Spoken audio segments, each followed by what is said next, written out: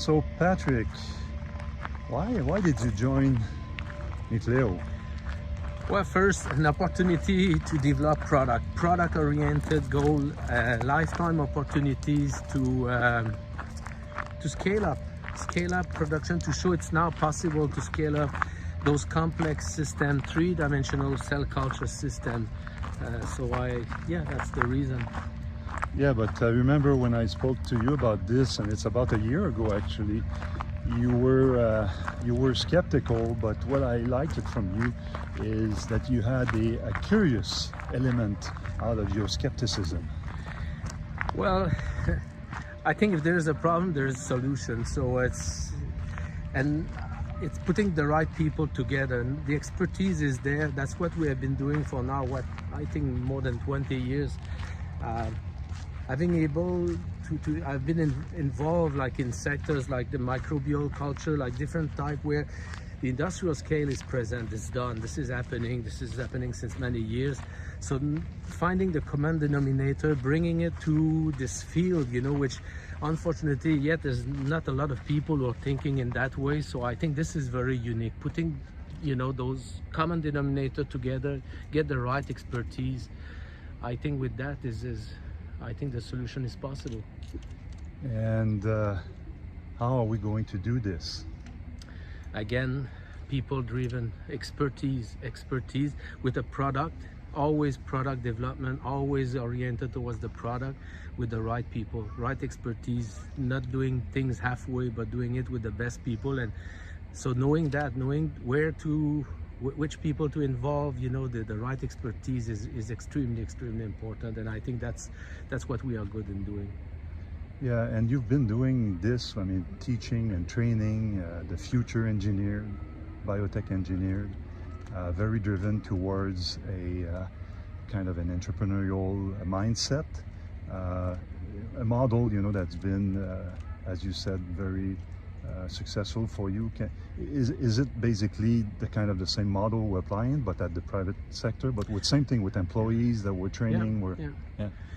Yeah, it's exactly getting the creativity from all the people, in their respective field. And so knowing where, like in the medicine, you get the specialists, you need the specialists, that's what we are doing, from product development, where to getting the, for example, extremely good cook, people who knows how to create, new meals, new food. So, but not yet at the industrial, because we want to create that the best are the people who are, for example, in the kitchen, restaurant kitchen. So create that. So that's based product. So we got many challenges, and we want to do it by 2026. We want to produce at industrial scale. We have a goal to produce 10 million kilo, which is 22 million pounds of ground beef meat. This is gigantic, and there's monumental task. So basically, how do we look at all of these tasks? How do we build them? How do we arrive at to do it faster and better and cheaper as well, which is our business model? Again, the same thing. We have divided. The project a huge Gantt, like in different steps, and in those steps, identifying the best people who should be and when those guys should enter into the game. And so that's what we are doing. So again, it's always getting the right people at the right time. Yeah, that's our.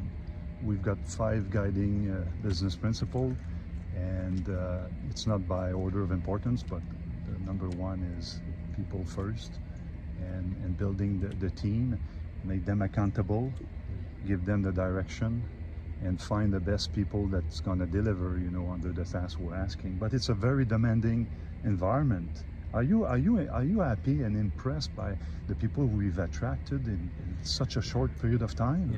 Yeah, it's amazing. We have already like a team very with the right expertise to deliver the first steps of this project. And as we are looking for other partners, and that's why we are reaching you. We hope to convince people that should enter this game with us. I think this will be a unique opportunity. We look at Hector, that is arriving from Cuba next week, who's gonna basically lead as a postdoc, lead the scaffolding under your supervision. That's amazing. He works in the vaccine operation in Cuba. Yeah, a guy who just returned to finish his PhD, but has like more than 15 years of experience at the GMP level, like industrial level, so really large scale production. So that view again is going to be a game changer, you know, because that's really important. You should work in that vision of going to large scale, not always stay, you know, in how it's done in a laboratory, because that's not laboratory grown meat we want to do. Yeah. We want No, that's for sure. It's an industrial process we are building. And to make those people believe the possible. You know, what's impossible today will make it possible tomorrow. Well, I see as an opportunity. If it's difficult for people, that's good to be there then. If there's a difficult solution, so that means probably not everybody has a solution. So I like it. You know that I'm extremely demanding, and I mean to the point where there can be a lot of pressure on people. I think you work with a lot of young people, you know, that were doing their master or PhD. I mean, you understand the fragile balance of having them delivering, but at the same time, you know, making them committed to deliver. I'm very focused on delivering sometime. I mean, this is a very difficult balance to get right. We're going to have a lot of stress. But that's why we are combined together, so kind of having a more artisan engineer view and like an industrial view. You are an accomplished person in the industry, so that's really important here. So this balance, because we're working sometimes with artisan aussi en français, so so getting those guys to create things, but then also to engineer, then to think in the industrial. So that's our job then, to take what those guys will deliver to us. I truly think that we're going to accomplish something in a cost-wise and a number of people that's going to be significantly less than what experts are saying. That's a very important point. You know, if you buy, I don't want to name company, but big companies who make like established reactor that cost a fortune. Yeah. This will not be happening, because this will already be, in terms of capex, huge investment for no reason. You don't need those things. You can conceive, you can design those systems. We have done that in many systems in the university. It's possible to scale. You know, they are scalable. You can go very big. There's no problem to do that. But you have to do it yourself and use engineering expertise outside when you have designed your model, because otherwise they don't know. They'll ask you what type of cells, what the density, what's the viability, what's your medium, right?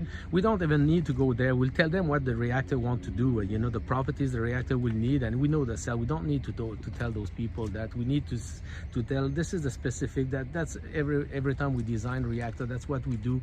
And then we validate, you know, when we receive, you know, the unit operation. So And we've talked to a lot of groups, some major industrial groups or life science group that produce growth factors, and we were kind of all the time disappointed, saying, gee, I mean, this is something we're better doing it ourselves and use our expertise when we're gonna know more exactly what we know, and not give them a mandate that's gonna cost a fortune. Exactly. It's another. So the four components: the cell, the media, the scaffold, and the reactor, and all unit operation, not only the reactor. I think it's not thinkable to put those things, you know, that were not made for that. Then they need to be designed, adapted. You know, the technology is there. We are not going to do in the research. No. We are going to adapt, develop, but for our needs. And we are going to tell, you know, companies that's what we need to fabricate to the cost, you know, that for the purpose we want. We are not the biopharma company. So it's a different game.